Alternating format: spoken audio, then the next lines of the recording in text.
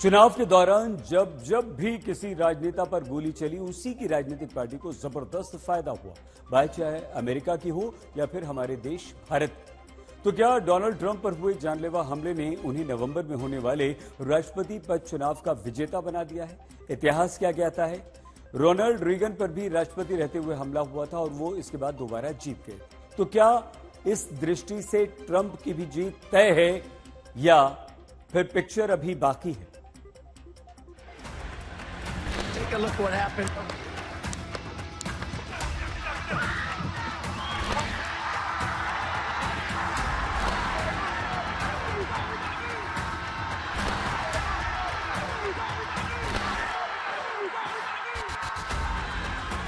चेहरे पर खून और गर्व से उठी मुट्ठी।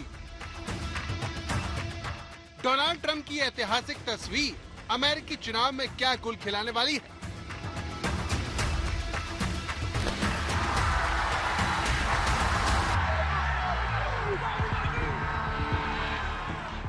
समय को रोक देने वाले इस ऐतिहासिक क्षण क्या नवंबर में होने वाले अमेरिकी चुनाव के नतीजे पहले से तय कर दिए?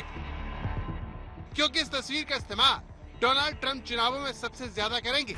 इस घटना के कुछ ही देर बाद डोनाल्ड ट्रंप के बेटे एरिक ने तस्वीर को शेयर करते हुए लिखा, वो फाइटर जिसकी अमेरिका को जरूरत है। तो क्या गोली खाने के बाद ट्रंप की जीत पक्की है? क्या अब ट्रंप का राष्ट्रपति बनना तय है? इस सवाल का जवाब आपको देने के लिए आज तक ने अमेरिका के वरिष्ठ पत्रकारों से बातचीत की, जिसमें पहली ज्योत्सना शर्मा है, जिनके मुताबिक अपने पूर्व राष्ट्रपति पर इस तरह जानलेवा हमले को अमेरिका कभी बर्दाश्त नहीं करेगा। बट ये बात तय है कि Trump is going to gain many fold from this unfortunate event, I would say. But कहीं ना कहीं लोगों को जो ये बाइडेन के सरकार में ये हमला हुआ है, एक प्रेसिडेंशियल कैंडिडेट पे हुआ है, एक फॉर्मर प्रेसिडेंट पे हुआ है, और ये अपने आप में ये दर्शाता है या यूं कह लीजिए कि कॉन्स्पिरेसी थ्योरिस्ट की थ्योरी में कि कहीं ना कहीं डेमोक्रेट्स वीक पड़ रहे हैं, बाइडेन पीछे जा रहे हैं।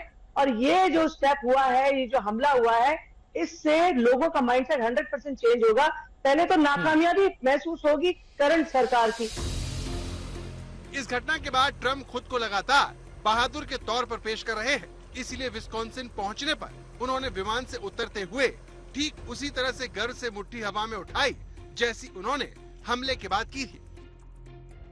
ट्रंप पर हमले के बाद अमेरिका की सरकार और सुरक्षा एजेंसियां कटघरे में हैं। अमेरिकी लोग अपने लोकतंत्र और अपनी सुरक्षा एजेंसियों पर गर्व करते हैं। इसीलिए जानकारों को लगता है कि इस नाकामी को लेकर लोग बेहद गुस्से में हैं और सरकार को किसी भी सूरत में माफ नहीं करेंगे। यही बात ट्रंप के पक्ष में जा सकती है। सबसे ज्यादा सवाल सीक्रेट सर्विस को लेकर उठ रहे हैं, जिससे जुड़ा ये वीडियो बहुत वायरल है, जिसमें एक महिला सुरक्षा कर्मी हमले के दौरान अपने हथियार को नहीं संभाल पा रही। वहीं दूसरे सुरक्षा कर्मी राष्ट्रपति की सुरक्षा करने से ज्यादा अपने धूप के चश्मे को पहनने में व्यस्त है। इतना ही नहीं, एक अन्य वीडियो में देखा जा सकता है कि जो महिला एजेंट ट्रंप को बचाने के लिए उनके सामने खड़ी है, उसकी लंबाई बहुत कम है। चौंकाने वाली बात तो ये थी कि जिस महिला सुरक्षा कर्मी को पूर्व राष्ट्रपति को बचाने के लिए सामने आना था, वो खुद ही उनके पीछे छिपती दिखी। अमेरिका में राष्ट्रपति और पूर्व राष्ट्रपतियों की सुरक्षा की जिम्मेदारी सीक्रेट सर्विस के कंधों पर होती है। इसे बेहद ही चुस्त सुरक्षा एजेंसी माना जाता है। लेकिन डोनाल्ड ट्रंप पर हुए हमले ने इसे लेकर लोगों की राय बदल दी है। ट्रंप पर हमले का वीडियो देखिए, जिसमें हमलावर फैक्ट्री की छत पर रेंगता हुआ आगे बढ़ता दिख रहा है। वहीं नीचे खड़े लोग उसे देखकर पुलिस को अलर्ट करते हैं। उसके हाथ में राइफल देखकर उन्हें शक हो गया कि ये ट्रंप पर हमले के इरादे से आया है। इस दौरान वहां कम से कम 3 पुलिस वाले भी मौजूद थे।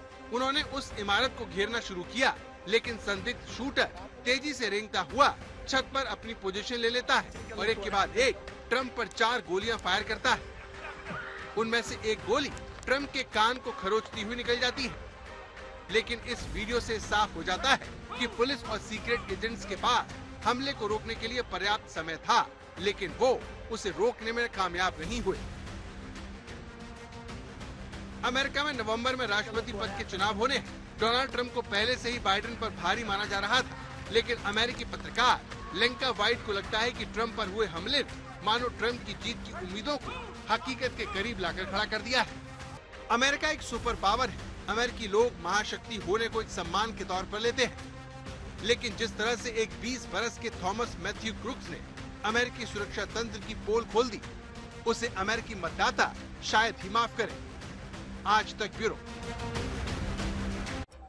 हमले के बाद ट्रंप की जान तो बच गई, लेकिन क्या उन्हें इसका फायदा चुनाव में मिलेगा? हमले के बाद चुनाव जीतने का अपना एक इतिहास है और इतिहास ऐसे ढेरों उदाहरणों से भरा पड़ा है। 26 सितंबर 1959 में श्रीलंका के पूर्व प्रधानमंत्री सोलोमन भंडारनायके की एक बौद्ध चरमपंथी ने गोली मारकर हत्या कर दी थी और इसके बाद चुनाव में उनकी पत्नी श्रीमाओ भंडारनायके चुनाव जीत गई। रोनाल्ड रीगन 20 जनवरी 1981 को अमेरिकी राष्ट्रपति बने थे और 30 मार्च 1981 को उन पर हमला हुआ। उसके बाद 29 जनवरी 1984 में उन्हें बम्पर जीत मिली। उन्हें 59% पॉपुलर वोट मिले थे। भारत के पूर्व प्रधानमंत्री इंदिरा गांधी आप सभी जानते हैं 31 अक्टूबर 1984 को उनकी हत्या हो गई और इसके बाद चुनाव में कांग्रेस को ऐतिहासिक जीत मिली थी। 21 मई 1990 को राजीव गांधी की चुनाव प्रचार में हत्या कर दी जाती है और इसका फायदा कांग्रेस को मिलता है और कांग्रेस सबसे बड़ी पार्टी बनकर सरकार बनाती है। श्रीलंका के पूर्व राष्ट्रपति चंद्रिका कुमार तुंगे 1999 में एक आतंकवादी हमले में बाल बाल बचती हैं और इसका फायदा उन्हें चुनाव में मिलता है और वो चुनाव जीत जाती हैं। छठा उदाहरण पड़ोसी बेनजीर भुट्टो पाकिस्तान का है।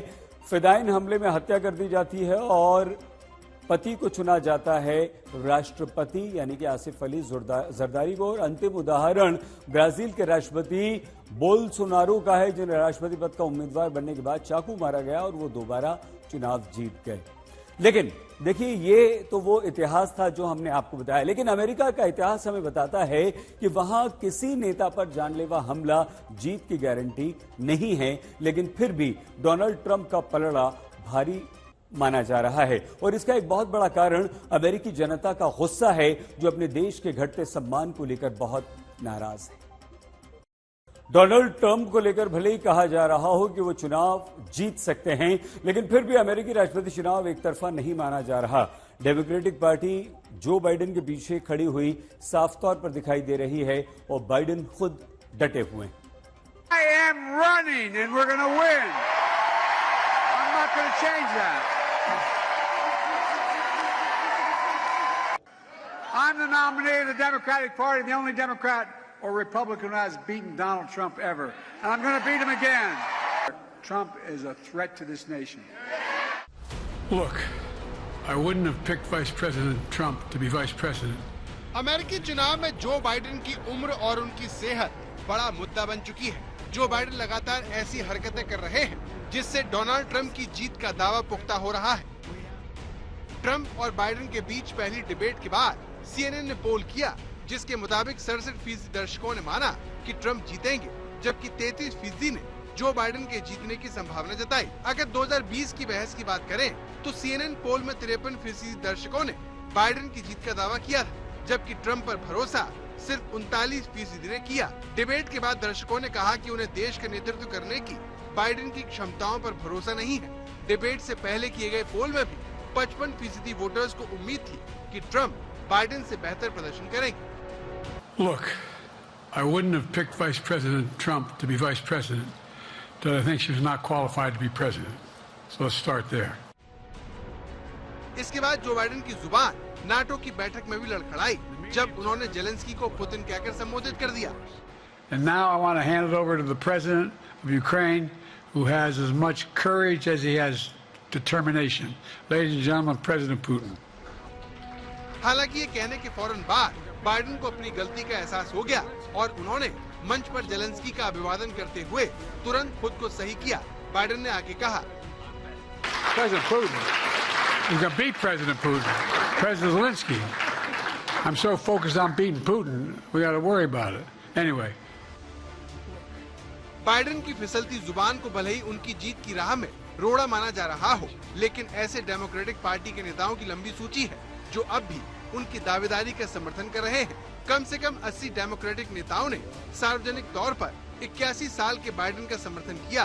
कई और भी नेता हैं जो उनका समर्थन करने जा रहे हैं।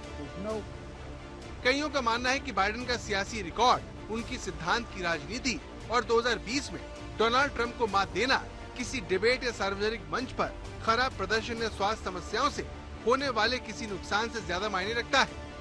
No, I'm not complaining, I'm just saying. You may have noticed that since the debate, the press and their good guys and women up there, they've been hammering me. I make a lot of mistakes. No, that's okay. They've been hammering me because I sometimes confuse names. I say that's Charlie instead of Bill. But guess what? Donald Trump has gotten a free pass. लेकिन Donald Trump पर हुए जानलेवा हमले से Biden का खेल बिगड़ सकता है। जानकारों को लगता है कि हमले के बाद ट्रंप की बॉडी लैंग्वेज और आत्मविश्वास उन्हें नए वोट दिला सकती है। अमेरिका हो या फिर भारत, नेताओं पर हमले के बाद उनकी पार्टी को जनता की खूब सहानुभूति मिली है। अब देखना यह है कि क्या अमेरिका में इतिहास खुद को दोहराता है या नहीं। आज तक ब्यूरो।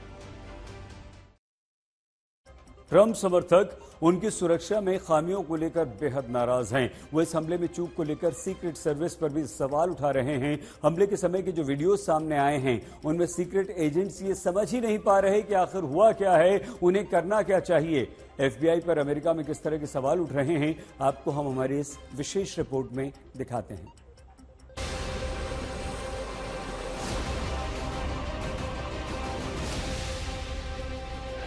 अपने ऊपर कातिलाना हमले के बाद पूर्व राष्ट्रपति डोनाल्ड ट्रंप रविवार को मिलवॉकी पहुंचे। हमले के तुरंत बाद जो जज्बा ट्रंप ने दिखाया था वो एक बार फिर नजर आया। ट्रंप को रिपब्लिकन राष्ट्रपति पद के उम्मीदवार के तौर पर औपचारिक रूप से नामित किया जाएगा।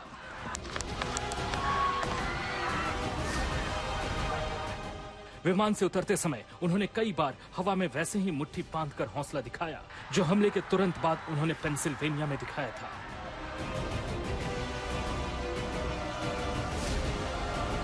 ट्रंप गुरुवार यानी 18 जुलाई को भाषण के साथ रिपब्लिकन नेशनल कन्वेंशन में अपनी पार्टी के औपचारिक नामांकन को स्वीकार करने वाले हैं। इस बीच ट्रंप पर हुए हमले के बाद दुनिया में सुरक्षा के लिहाज से तमाम एजेंसियों को पीछे छोड़ने के लिए मशहूर FBI के सीक्रेट एजेंट कड़ी आलोचना का शिकार हो रहे हैं। अमेरिकी कांग्रेस ने अपनी तरफ से जांच शुरू कर दी है और FBI के डायरेक्टर को तलब कर सकती है। सुरक्षा जानकारों के मुताबिक ये हैरान करने वाला है कि एक बंदूकधारी 150 गज की दूरी पर एक इमारत की छत से गोली चलाने में कामयाब हो जाता है और FBI भौचक्की रह जाती है। सवाल यह है कि कोई व्यक्ति ट्रंप को गोली मारने के इरादे से इतना करीब कैसे पहुंच गया। ट्रंप के ठीक सामने 2 मंजिला इमारत को सुरक्षित क्यों नहीं किया गया। FBI ने रैली से पहले क्या प्लानिंग की, खुफिया जानकारी जुटाने में उससे चूक क्यों हुई, क्या स्थानीय पुलिस और सीक्रेट सर्विस के बीच कोई तालमेल नहीं था। FBI और पुलिस की चूक के चलते ही हथियार लेकर हमलावर ट्रंप की सुरक्षा में सींग लगाने में कामयाब रहा। इस हमले के बाद FBI भी अपने स्तर पर जांच कर रही है। उसने ये सफाई दी है कि उम्मीदवारों और पूर्व राष्ट्रपति के लिए कार्यक्रम सुरक्षित करना मुश्किल होता है। इसकी एक वजह यह है कि उनके पास मौजूदा राष्ट्रपति जितनी या फिर पार्टी की ओर से उम्मीदवार चुन लिए जाने के बाद जो सुरक्षा मिलती है उतनी सुरक्षा नहीं होती। लेकिन डोनाल्ड ट्रंप को लेकर उसकी इन दलीलों की भी कड़ी आलोचना हो रही है। उसे नसीहत दी जा रही है कि उसकी ऐसी लचर सफाई उसकी खराब सुरक्षा व्यवस्था से भी बदतर है। आज तक ब्यूरो।